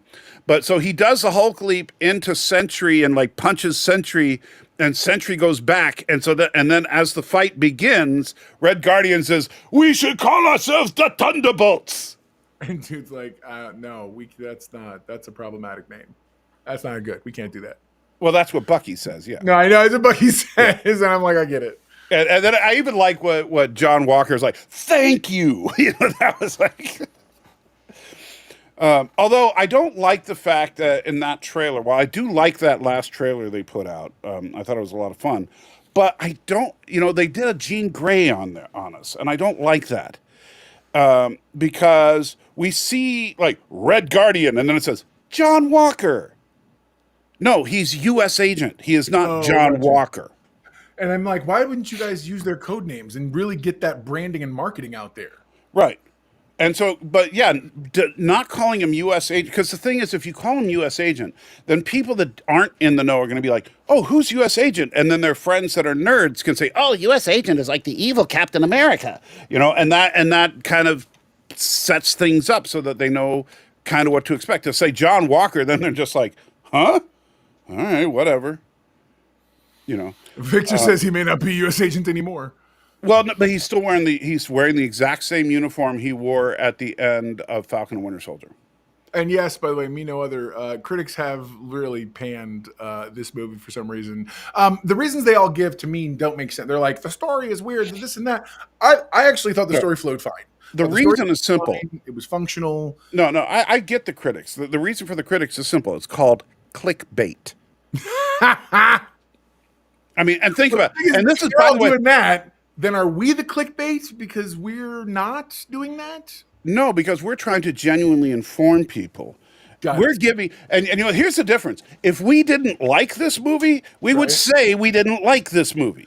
Agreed. Okay. Absolutely agreed. And so, no, we are not clickbait, even though, yes, we want to get clicks, but there's a difference. There's clickbait to me is when somebody is being dishonest in order to get people to tune in or click or whatever. But, which I would never do, and I hope you wouldn't either. If you do, then We're you're not off the clickbait. team. As Victor points out, you're regular bait. Yeah, we're just regular bait. Hey, ladies. Yeah, but you should do, you know, for our first merch, you should do like a sexy calendar that's just pictures of you and me, like wearing thongs, and yeah, it's Regular bait. It's like not even clickbait. I love regular bait the calendar. Right. But anyway, but yeah, these people, you know, and Dang, something- Stan. Apparently, I was the only good review Stan has seen. well, I haven't put one out yet, so that's fair. Books online. It's funny. The algorithm. Once I put my positive review out, the algorithm has brought me a lot more positive people who are. Who are But this is a real problem as far as the aggregate sites like Rotten Tomatoes. And don't get me wrong, despite what people say, I don't hate Rotten Tomatoes. Okay, and same thing, by the way, with Criticless. As much as, you know, I like the guy that runs Criticless, I get what he's going for there, but I disagree with him about how insanely biased Rotten Tomatoes is. But whatever, that's just a difference of opinion. But is that these are all people? Okay, so especially Rotten Tomatoes now takes YouTubers and includes them in the tomato meter. What is this Star Trek movie we're talking about? It's called Captain America. No, I like the beginning part. I am informed. I'm very informed. Yeah. What Star Trek movie is this? I was like, right on, bro. You fit light it here, okay?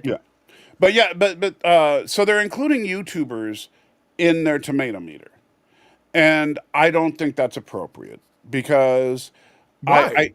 I look. I know it's going to sound terrible and elitist and everything, but hey, I'm not. I'm a fan of credentials, is what I'm hearing from you.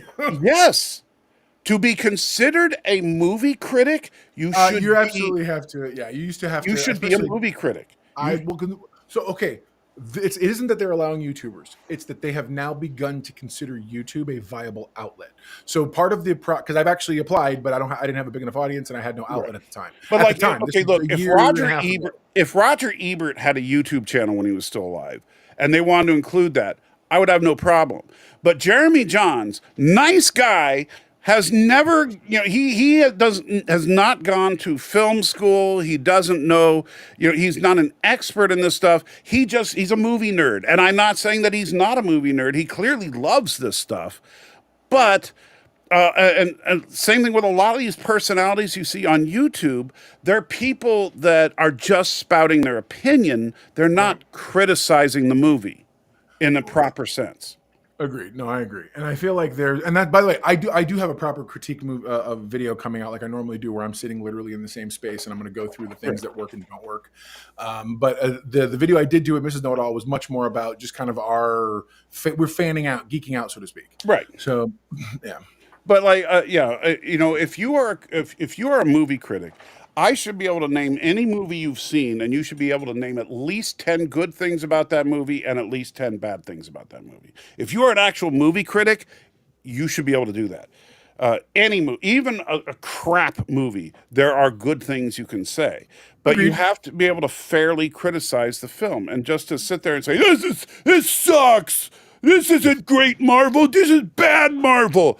That's not criticizing the movie. No, it isn't. It really isn't. You know. Well, that's like a lot of people said before. When you go on, we just did it with Critical Drinker.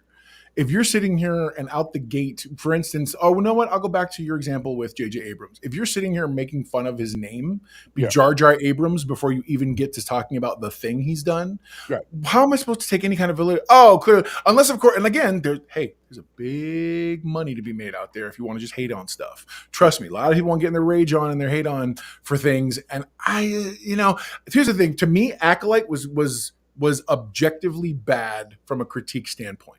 Right. We literally were able to pile all the stuff from a technical aspect. I couldn't even get to any of the Star Wars stuff, much like when it comes to as a Studio 60, when it comes to Section 31, I couldn't even get to the Star Trek isms of it all because it was just bad writing, bad dialogue, bad everything.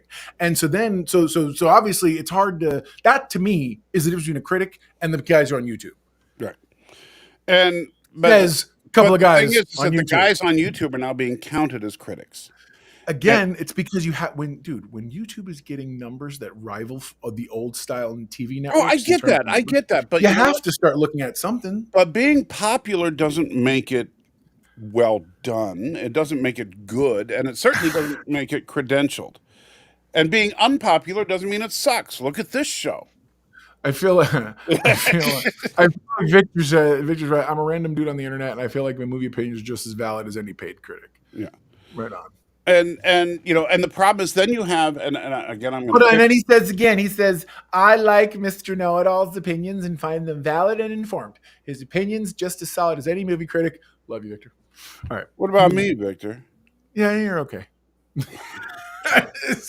No, man. If we're doing just based on content, I'm still working through the archives. You definitely get critic status because you've given some very, very informed and very detailed descriptions. The reason why I'm here, man, I'm here not just because you're shining personality and you're an amazing partner to talk to, but the truth is you actually have very informed thought process, and I like that. So yeah, and here's another problem that I see with this current trend. Victor says. You're fine. I love you, Victor.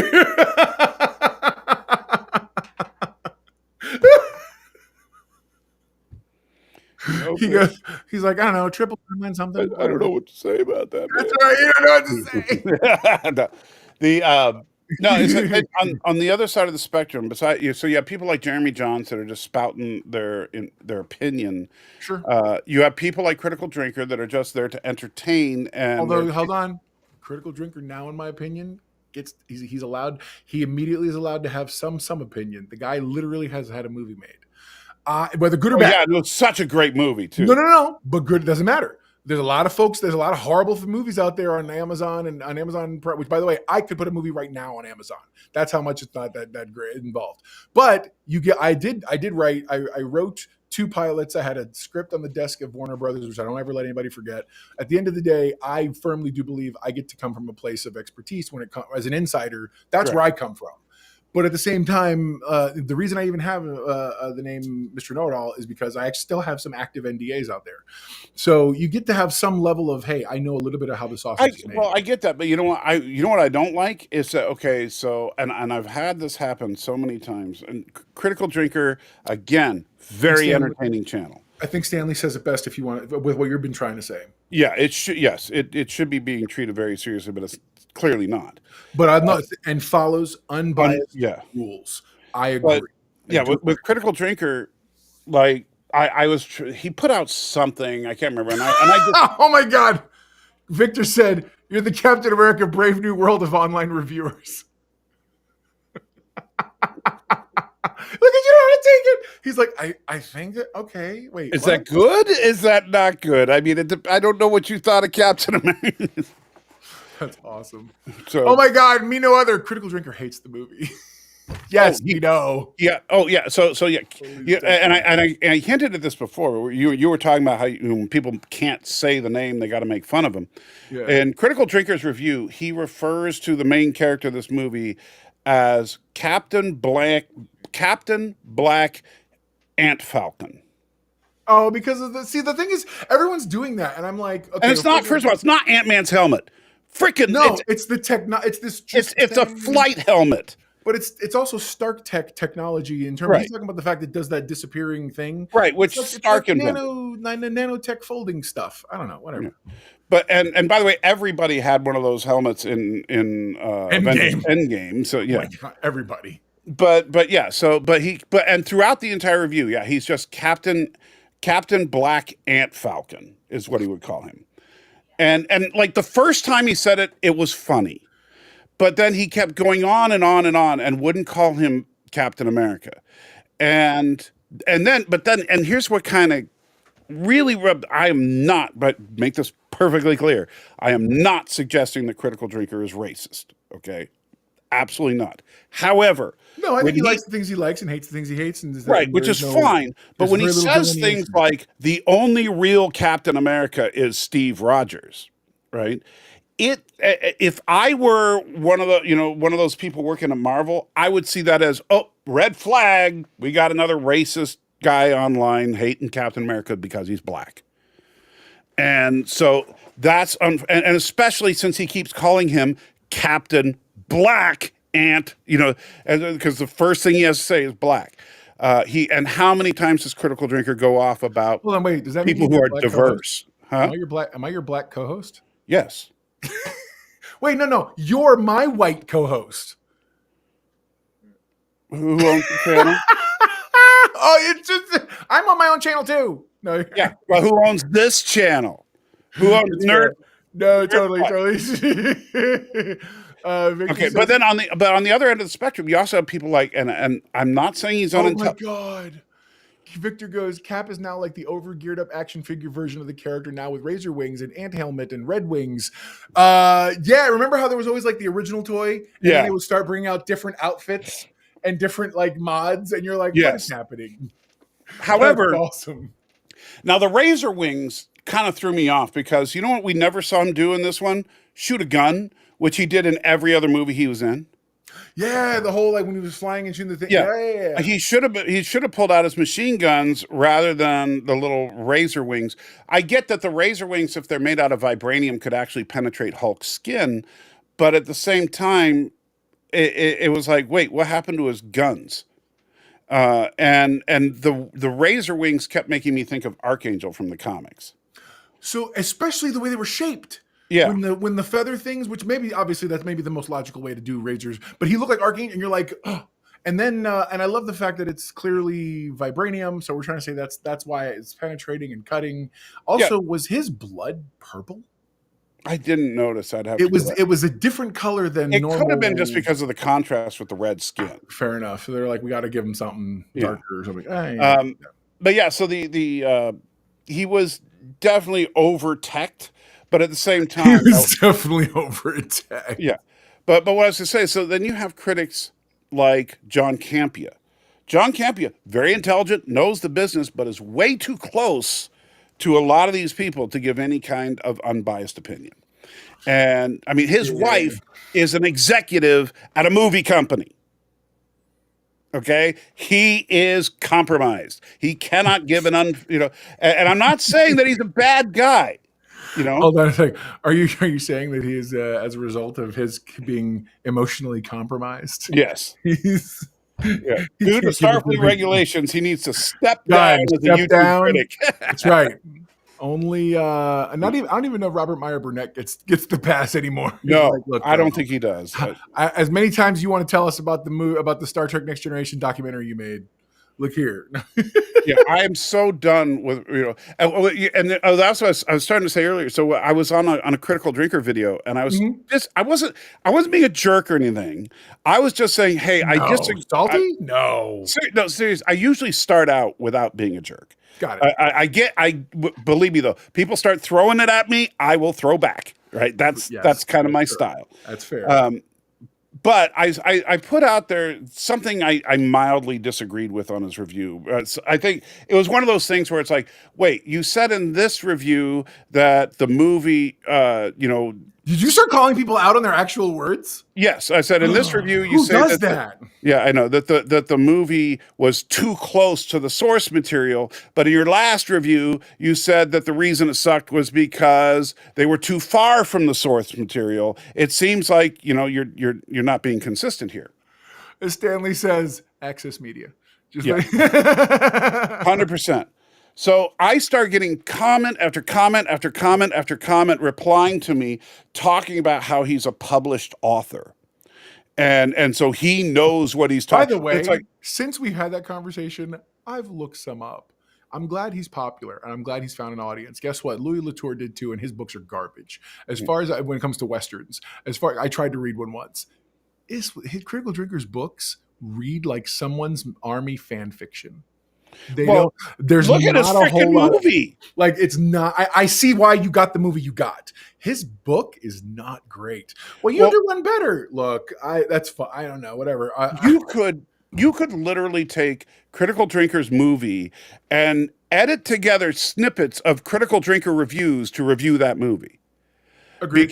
Because like when he talks about how Kathleen Kennedy inserts herself into shows and stuff, and it's like, oh, so you're talking about the American CIA Special Forces team with the dashing British guy that's leading the team, Yeah, I'm sure that's not a self-insert. And he's, by the way, the best of the best of the best for everything that he's ever done. Yeah. I mean, come on. He's a whatever, Michael Sue or what. I don't care what you call it, but So Creep points out, so no roadie movie anytime soon since Captain America's basically him now.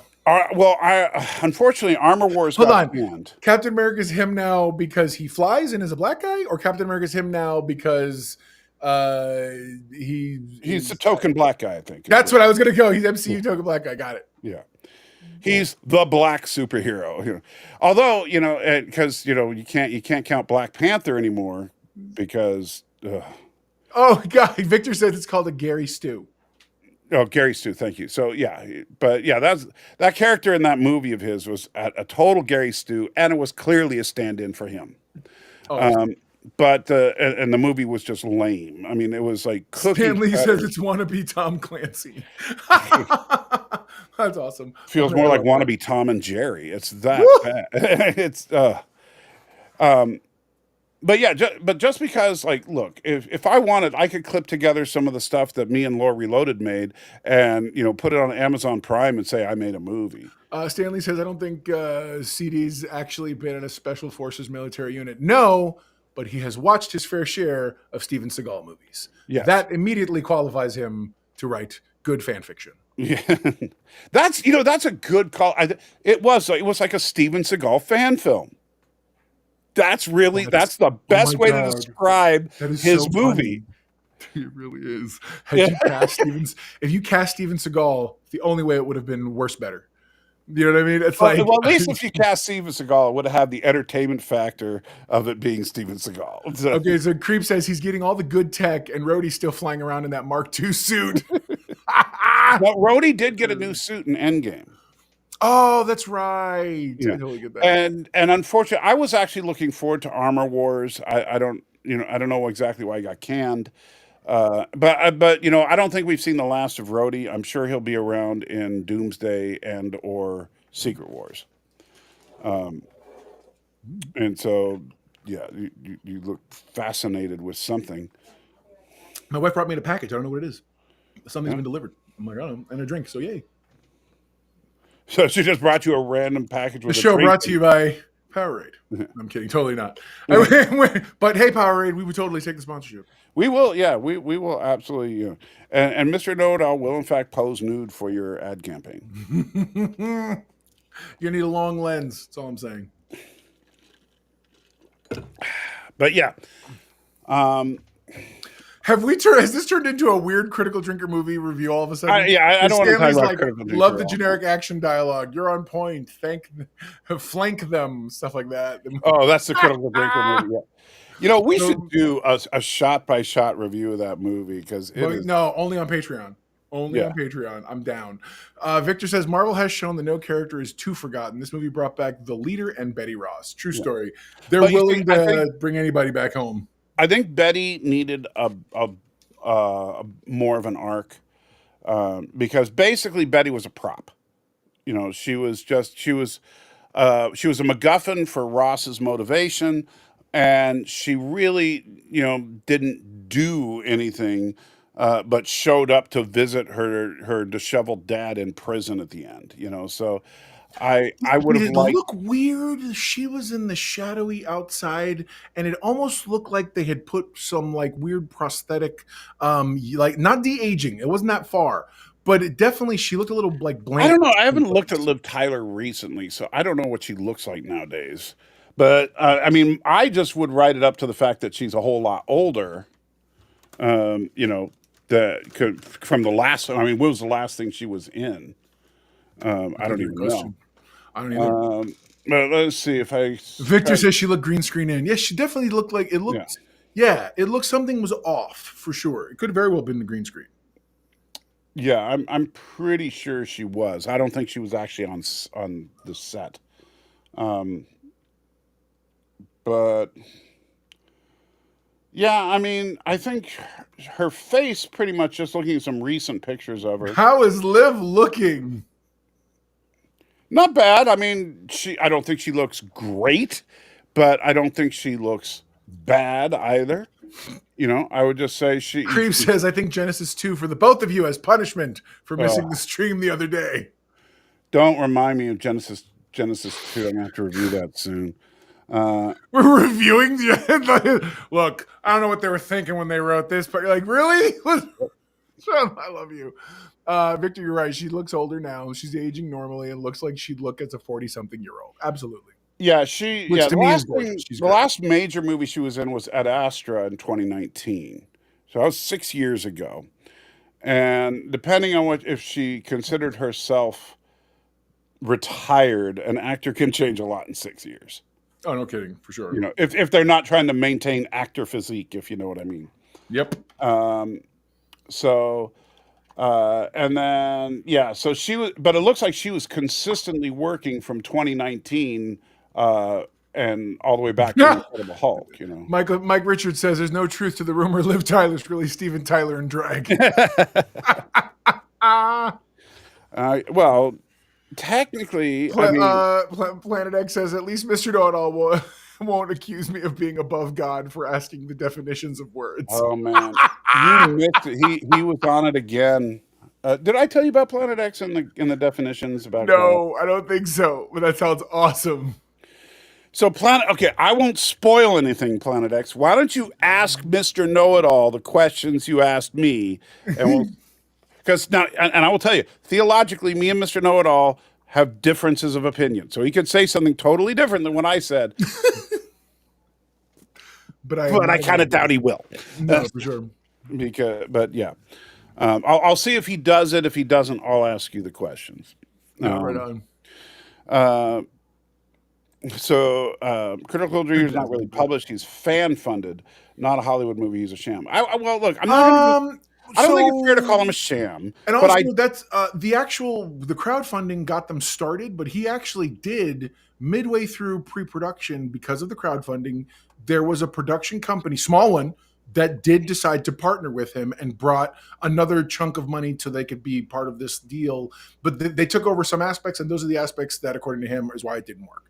To be fair, I know we joke. Another thing is, it is very difficult to do anything. Right, broad production wise, it took an act of God to get my pilot made that we were selling to Netflix before the pandemic, and very much if he got anything done, crowdfunded or not, that is an achievement that needs to be recognized, whether it was good or not. I'm not even getting into all that. In general, hey man, you made a thing, guys. If you can do better, go out and make a thing. 100% right here. Any funding is funding, and so. Regardless, and think about it, a lot of movies, shows, and stuff of relatively good and bad quality have been, crowdfunded. So there's nothing. That's not, I don't think, a bad thing. It has nothing to do with how we got the money for it. It's just that and like you said, it is an accomplishment to actually make a feature length anything, but. Don't try to use that as credential of why he's great when what he makes sucks. So real quick, Planet X says, "Oh no, how dare I ask the definition of words? Theology changes the definitions of words?" ? Huh? Was that one of the questions, or can I? Okay, so no. Here, because I actually do want to real quick. I want to comment on that. So theology does not, in fact, change the definition of words. Theology exposes the original intended definition of the word based on its use. Yeah. And that's kind of where I was going with our discussion, but we'll see what you think. So question number 1. Okay. Hold on, you've got these? Like just handy? Well, it's not hard. It's not like like a series of 20 questions. Oh, okay. I was like, good Lord, y'all just went through all this. All right. So the question is, does Christ advocate theft in the Bible?